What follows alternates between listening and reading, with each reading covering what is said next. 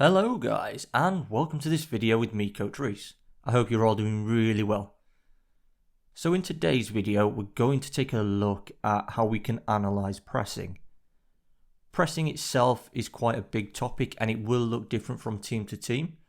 So I've tried to put this video together in such a way that you can use the things that we're going to discuss for any team. As always, I will leave timestamps in the descriptions below. Let's get started. So when we're going to analyze a team's press, the first thing that we need to understand is where this press is going to happen. So if we think about our three stages of being out of possession, we have our deep and low block, we have our mid block, and then we have our high block. When we're thinking about a press, we're thinking about the team's high block. So this is where we're going to put our focus for our analysis during the game. The next thing we need to think about is the potential strategy that the team might utilize when pressing. At its broadest, the two pressing strategies that a team can utilize is they can force the opposition wide and use the touch lines to support their press, or they can force the opposition centrally into where we hopefully would have a numerical advantage. The formation that the team use will often impact which strategy they deploy. So if a team's using the 4-3-3, we tend to see them force the opposition wide. If a team's using a formation such as the 4-2-2, we'll see them force the opposition centrally. So before the game even starts, you can have some kind of indication as to what strategy the team might utilize.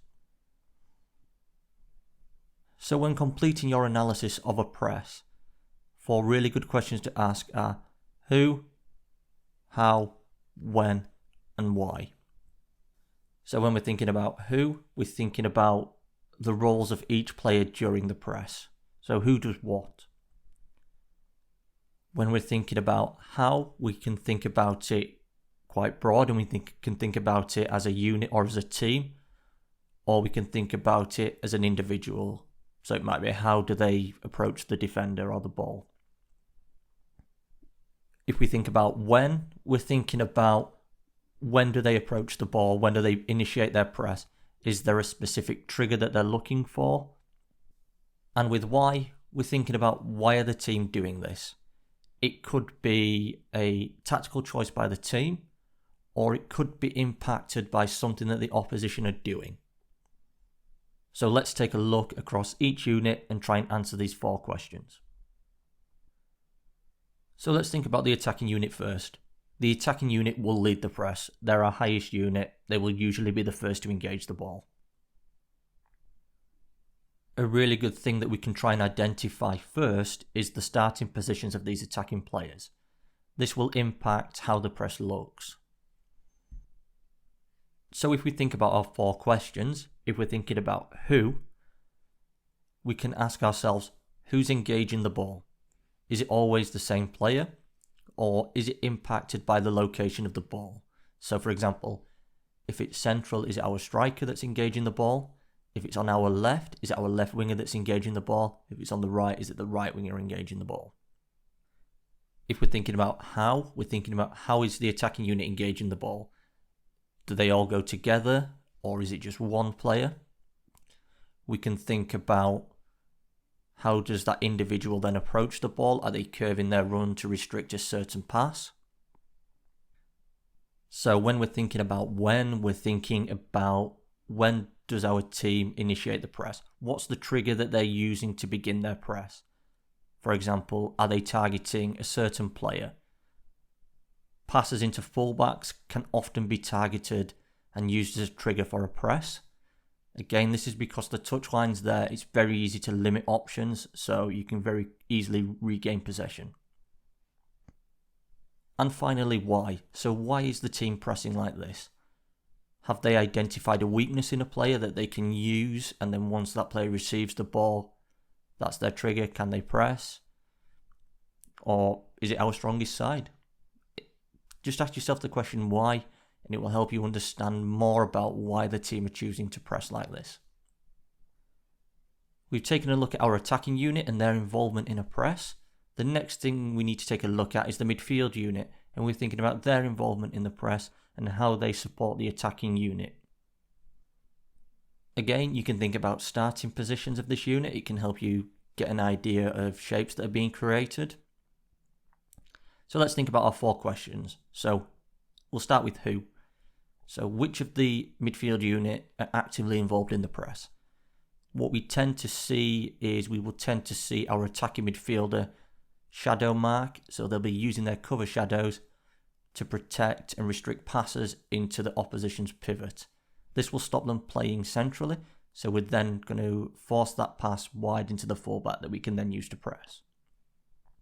We can take a look at the other members of the midfield unit. So are they actively man-marking opposition players, or are they just zonally marking a certain area? And with how, it's just building onto that and thinking about how those midfielders are completing their roles.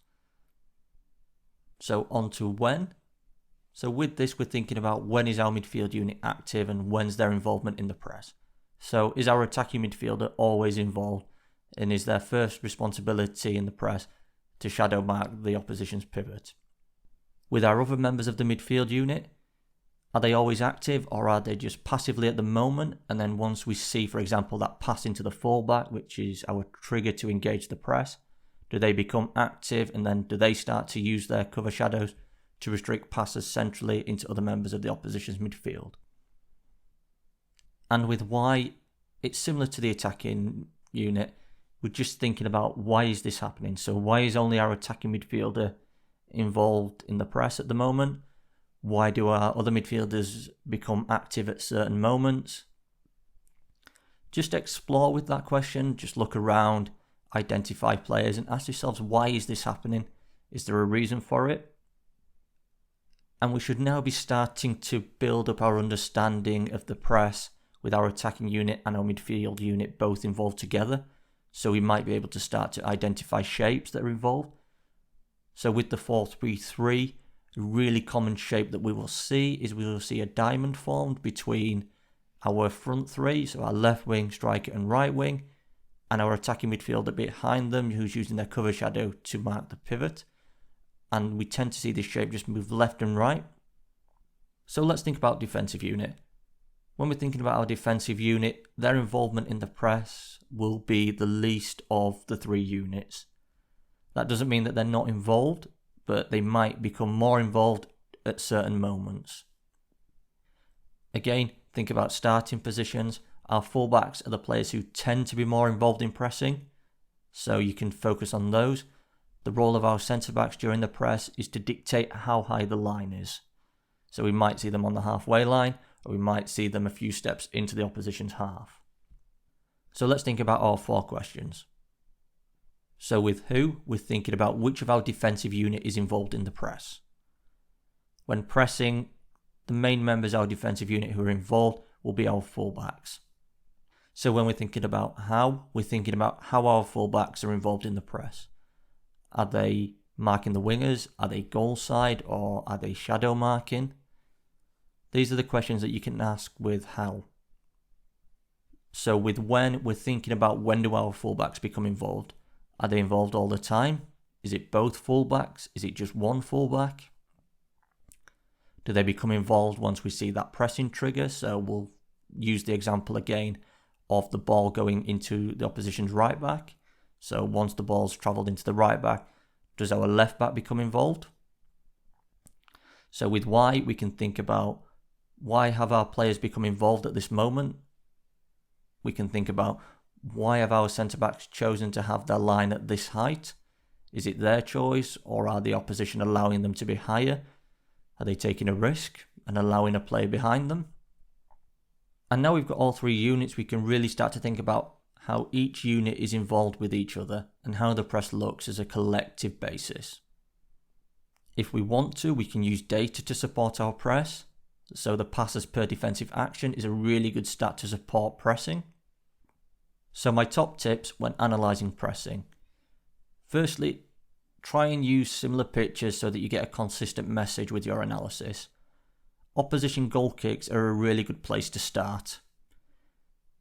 It's a moment in the game where it's quite static, so you can identify starting positions quite easily.